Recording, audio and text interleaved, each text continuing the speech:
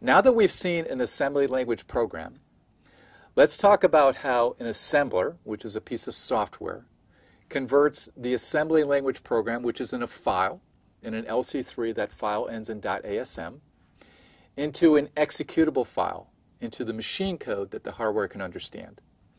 And that executable file in LC3 ends in .obj.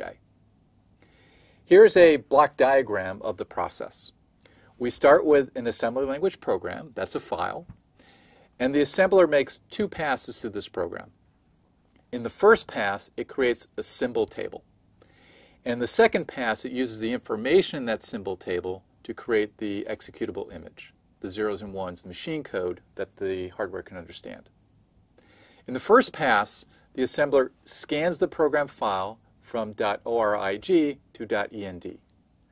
It finds all labels and it inserts them with their corresponding addresses into the symbol table.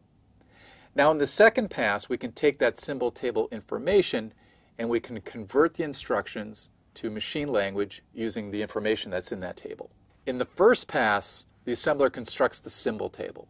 It does this by first finding the .ORIG statement. This indicates the address of the first instruction. And it uses that address to initialize the location counter, or LC, which the assembler uses to keep track of the current instruction. Then it goes through each non-empty line in the program. If the line has a label, it puts the label and location counter pair into the symbol table. So now we know in the second pass, when I see a label, what the corresponding address of that label is. It then increments the LC.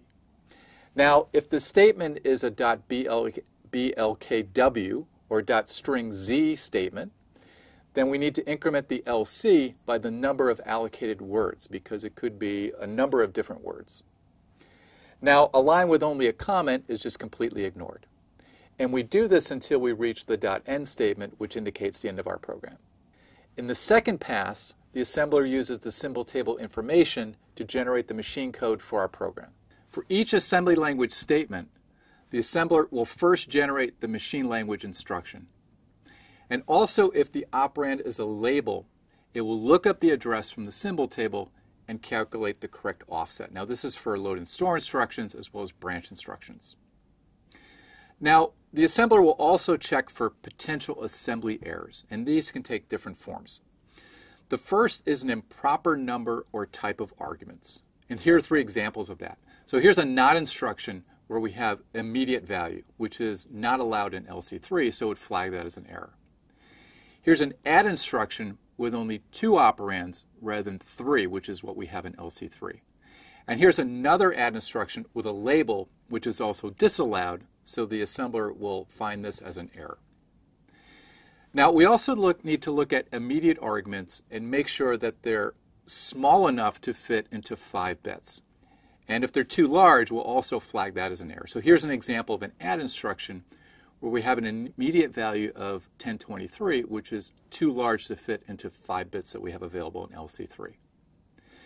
Now, we also need to check addresses associated with labels, and to make sure that they're within the range that's allowed within PC relative addressing mode. So for PC relative addressing mode, we have a total of 512 memory locations. Now, that's a 2's complement number. We have 9 bits, which is a 2's complement number. So the range is minus 256 locations to plus 255. So if we have a range that's larger than that, then we need to also flag that as an error.